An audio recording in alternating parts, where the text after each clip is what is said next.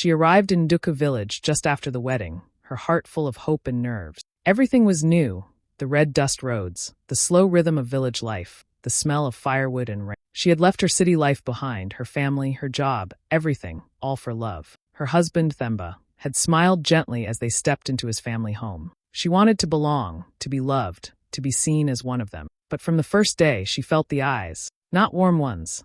Cold, sharp ones. Lindai, her sister-in-law, stood at the door when she arrived. She didn't smile, just folded her arms and stared, as if daring her to take one wrong step.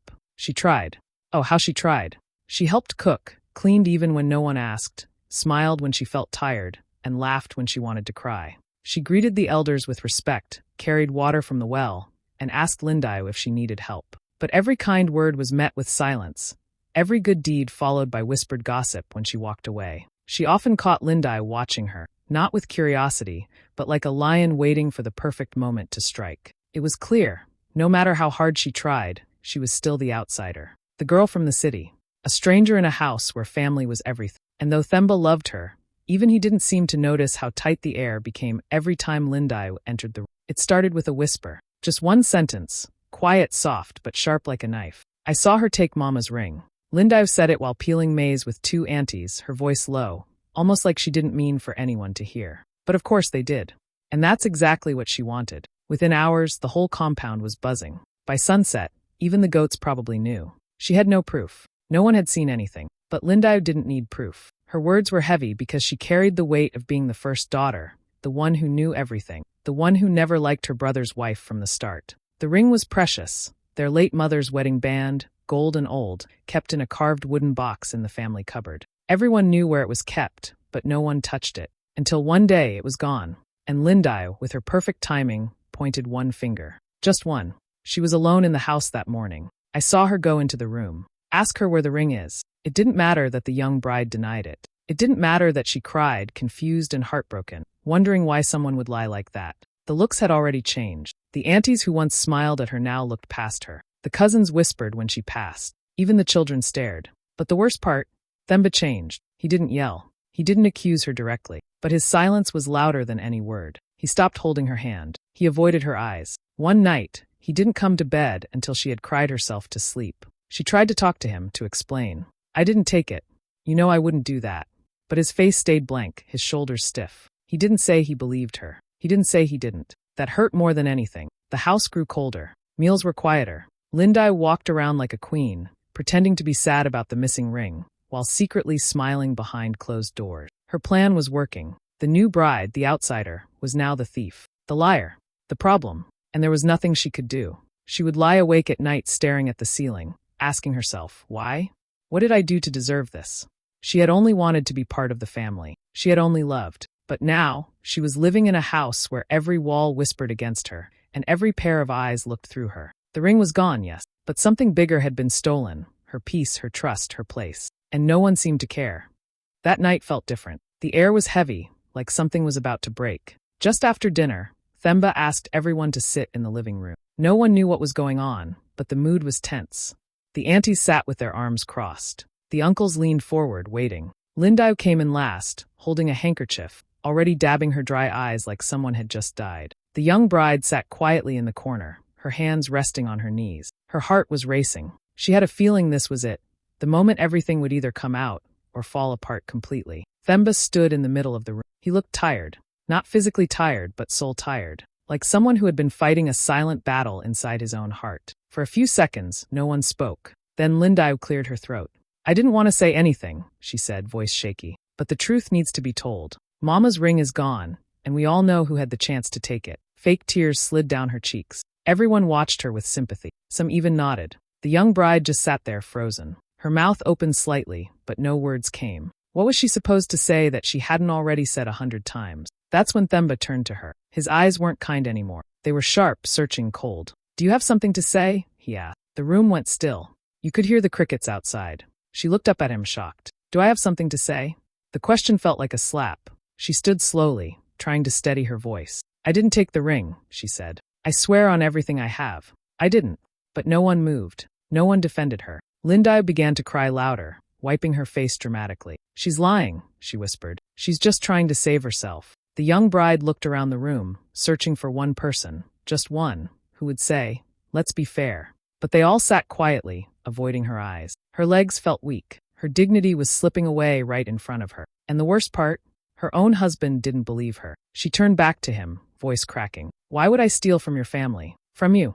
Themba didn't answer. Instead, he sat down and said nothing. And in that moment, she knew. The decision had already been made long before this night. The truth didn't matter anymore. What mattered was the story they wanted to believe. And Lindau had told it well. So she sat down too, feeling smaller than ever, while the weight of lies and silence filled the room. The morning came too quickly. She hadn't slept. Her eyes were swollen, her heart heavy, her body numb. She kept thinking, maybe Themba will come to me. Maybe he'll say sorry. Maybe someone will knock on the door and say, "We believe you." But no one came. No one asked her anything. No one wanted her side of the story. Just after sunrise, Themba walked into the room. He didn't look angry, just distant, like she was no longer his wife, no longer someone he had once held with love. He placed a small travel bag by the door. Not her suitcase, just a plastic bag with a few clothes, a pair of shoes, and her phone. "You should leave in the morning," he said quietly, not meeting her eyes. "It's best for everyone." She stared at him, hoping he'd change his mind, that he'd see the tears forming in her eyes and remember who she was to him. But he didn't. He turned and walked out without another word. She packed the rest of her things slowly, not even knowing where she'd go. Her whole body shook, not from fear, but from the weight of shame. It wasn't just about being sent away, it was how they did it. Like she was nothing, like she didn't deserve kindness or even the chance to speak. Outside, the family moved about like it was just another day. No one greeted her. No one offered a kind word. Lindau stood by the doorway, arms crossed, watching like a guard at a prison gate. When she stepped out of the house, it felt like the ground was falling beneath her. The walk from the front door to the village road felt longer than any walk she had ever taken. Heads turned. A few neighbors peeked through their windows. Some whispered. Some just stared. She held her head high, even as tears rolled down her face. She didn't want to cry, but the pain refused to stay hidden. She looked like a woman going on a journey, but inside, she felt like a criminal walking to her punishment. The worst part wasn't losing the home or the people. It was losing the love she thought would protect her. The man who once promised to stand by her had watched her break and said nothing. She didn't know where she would go. She didn't have a plan. But one thing was clear. She was no longer welcome in the place she had tried so hard to call home. And as she walked away, every step felt like another piece of her was being left behind. Her voice, her pride, her trust, all of it, shattered in a house where no one cared to listen. She had never felt so lost. With her small bag in hand and nowhere to go, she walked slowly through the village roads, unsure of her next step. Her feet were sore, her throat dry, but the pain in her chest was the worst. How do you carry so much heartbreak and keep moving? She didn't know, but somehow she did. By noon, she reached the local market. It was busy and loud, full of voices bargaining over tomatoes and spices. She walked through it like a ghost. No one noticed her. No one cared. But someone did. An older woman sitting behind a basket of onions squinted as she passed. Girl, aren't you Themba's wife?" The young woman stopped, unsure of what to say. Was she still his wife? Would she ever be again? "I was," she replied softly. The old woman, Mama Nyasha, stood up slowly, wiping her hands on her apron. She looked at her from head to toe, the dusty shoes, the tired eyes, the silence. "I've bought vegetables from you before," Mama Nyasha said. "You always gave me the best ones, even when others were rushing. Come, sit." The kindness in her voice broke something inside her. She sat on a wooden stool next to the stall and lowered her head. Mama Nyasha didn't ask many questions. She didn't press. She simply handed her a cup of water and a boiled egg wrapped in newspaper. "You look hungry," she said. She was. After a few minutes, Mama Nyasha spoke again. "There's a small shack behind the market. It used to be my nephew's, but he left last year. It's not much, just a bed and 4 walls, but if you need a place to rest, it's yours." Tears filled her eyes. Not because the offer was grand, it wasn't, but because it was the first act of kindness she'd received in weeks. No judgment, no questions, just care. That night, she slept in that little shack. The roof had holes. The mattress was thin, but she felt safer there than she had in that big family house full of cold hearts. The next morning, she woke up to a soft knock. It was Mama Nyasha with a cup of porridge. "We don't need much to survive," she said. "Just food, shelter, and one person who believes in us." The young woman nodded, her eyes stinging with tears. She didn't have money. She didn't have a plan. But for the first time in days, she felt something small but powerful, hope. In that small shack behind the market, something new was starting. She didn't know it yet, But her life was about to take a turn she never expected. And it all began with an old woman who saw her pain and chose to care.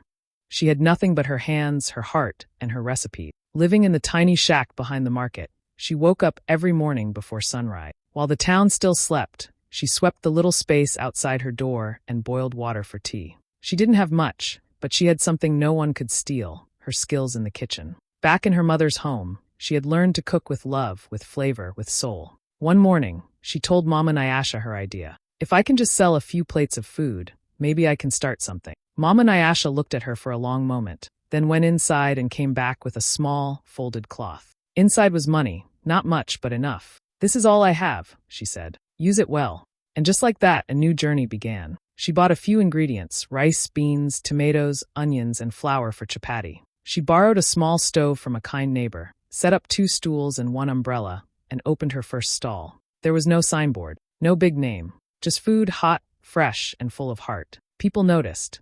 The first day, she sold out by noon. The next day, the line was longer. By the end of the week, people were coming from nearby villages asking, "Where is the woman who makes the stew that smells like home?" She started going by the name Mama Dignity. The market women gave it to her, because even when they threw you out like dirt, you carried yourself like a queen, one of them said. The name stuck. Word spread fast. Her food was simple, but unforgettable. Her samosas were crispy, her chapati soft and golden, her stew rich and warm. She always smiled, even when tired. She remembered names. She gave extra to children with hungry eyes. And somehow, people felt more than full after eating her food. They felt seen. In 6 months, she opened her second stall on the other side of the market. By the end of the year, she had 3. Each stall was run by a woman who had once been ignored, just like her. And then, one morning, a journalist from the Nairobi Gazette walked up to her stall. "I've been hearing about you everywhere," the woman said. "The food, the story, the name. Mama Dignity. I'd like to feature you in our next issue." She blinked in disbelief. 2 weeks later, there she was, front page of the lifestyle section, standing in her apron, smiling next to a pot of stew. The headline read, "From Rejected to Respected, The Rise of Mama Dignity." She kept the paper under her pillow for days, not because she needed to prove anything to anyone, but because she finally felt it in her bones. She was no longer the woman they kicked out. She was the woman who rose. It happened on a quiet afternoon, the kind where no one expects anything big. The sun was high, and the village was slow. But gossip, like fire, doesn't need much to burn. It started with a small argument between Lindayo and her close friend. They had always been thick as thieves, laughing too loudly, whispering secrets, and watching others like hawks. But that day something snapped. Some say it was over a borrowed dress. Others say it was about a man. Whatever it was, the fight grew loud. Then, Rose said something no one could unhear. "You think you're better than everyone? Should I tell them the truth about Mama's ring?" There was silence. Lindayo froze. People stopped what they were doing. Women with baskets, kids with balls, men playing cards. Everyone turned. "You took it," Rose shouted. "You sold the ring to fix that useless boyfriend's car, and you blamed your brother's wife like it was nothing. You ruined her life." Gasps filled the air like wind. Lindayo tried to speak, but her mouth just opened and closed. It was too late. The secret was out. And worse, it came from her own friend. Within hours, the news had reached everyone, including Themba. He didn't want to believe it. At first, he denied it, saying, "Rose must be lying." But deep inside, something cracked. The way Lindayo refused to look him in the eye, the way she had always hated his wife, the way everything fell apart so easily, it all started making sense. Later that evening, he confronted Lindayo in front of the family. "Is it true?" She stayed quiet. "Lindayo, answer me. Is it true?" Still silence. And then a slow, ashamed nod. That was all it took. Themba's world crumbled. He sat down heavily, burying his face in his hand. The family was stunned. The aunties who once whispered against the innocent woman now sat red-faced with guilt. The uncles mumbled among themselves. No one could believe it. The one who had cried the loudest, blamed the hardest, and pretended to care the most, was the real thief. And the woman they had thrown out like she was nothing? She had been innocent all along. Themba couldn't sleep that night. He kept hearing her voice in his head, the way she had looked at him that day and said, "Why would I steal from you?" He had broken her. Not just her heart, but her spirit. He had turned his back when she needed him the most. And now, he didn't know if sorry would ever be enough. Truth has its own clock. It may not come when you want it to, but it always arrives. And when it does, it doesn't knock. It kicks the door wide open. That day, the truth stood tall. And everyone who had once whispered in the shadows had no choice but to face the light.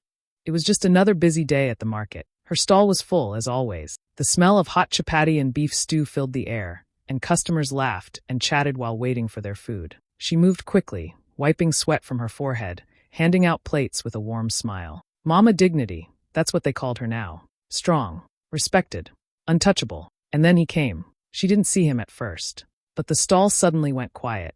Too quiet. The noise faded, and when she turned, there he was, standing just a few feet away, looking like a man carrying a mountain on his shoulders. Themba. His clothes were neat, but his face looked tired. Not just from lack of sleep, but from regret. Deep, bone-deep regret. His eyes searched hers, but she didn't move. She just stood there, her hands trembling slightly, her heart pounding like a drum. And then he dropped to his knees, right there in front of everyone. The market fell completely silent. Even the children stopped running. Everyone watched. "I'm sorry," he said, his voice shaking. "Please come back." Her heart cracked, but her face stayed calm. "I believed a lie," he continued, his knees still on the ground, "and I let it destroy us. I let them throw you away. I should have fought for you. I should have trusted you. I'm so sorry." She didn't say a word. She looked at him, really looked, and saw a man broken by truth. A man who once stood by her, and then let go too quickly. Now here he was, trying to pick up pieces that no longer fit the same way. Tears filled her eyes, but she blinked them back. Her hands stayed busy, one flipping chapati, the other passing a plate to the next customer. Life had taught her one thing. Emotions can wait, but dignity should never be dropped. "I never stopped loving you," he whispered. Still, she said nothing. Not because she didn't feel anything, but because words were no longer enough. He stayed there, on his knees, in front of strangers and friends. Some watched with pity, some with shame, others with quiet admiration, because they knew what she had been through. And they knew how hard it was not to let anger speak for you. But she didn't yell. She didn't cry out. She just stood tall, strong in her silence, while the man who once let her go begged for her to return. After a long moment, she finally spoke, but not to him. "Order number 7, she called out, handing over a warm plate with a steady hand. "Thank you for waiting." And just like that, the moment passed. She didn't need to scream. She didn't need to punish. Her silence said everything. Sometimes forgiveness is not a word. It's a pause, a deep breath, a reminder that dignity is something you never beg for. You build it piece by piece, until the world has no choice but to see it. She could have walked away quietly. She could have kept running her food stalls, stacking her success in silence. But deep down she knew, what they did to her wasn't just unfair. It was cruel. And it wasn't just about her anymore. How many other women had been thrown out, blamed, silenced, and forgotten? She knew the answer. Too many. So she went to court. Some people laughed when they heard. Why would she sue? "What will that change?" they whispered. But she stood firm. With the help of a local women's rights group, she filed a case against the family, especially Lindayo and Themba, for emotional abuse, defamation, and wrongful expulsion. She walked into the courtroom with her head held high. Not with anger, but with purpose. Themba sat quietly on one side, ashamed. Lindayo looked smaller than usual, her pride now a crumpled piece of paper. The judge listened carefully as the young woman spoke. She told the story not with rage, but with truth. She spoke of how she had been humiliated, kicked out with no proof, left to suffer without even a voice. Her lawyer presented witness statements, including the public confession from Lindayo's friend. There was no denying it now. Everything had been a lie. When the judgment was read, the courtroom was still. She won.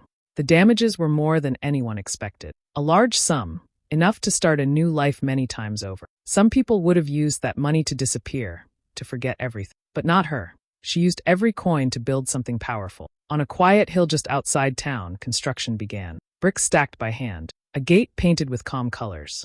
A garden planted with care. Within a year, a new building stood tall, strong, peaceful, and open to all. She called it the Dignity House.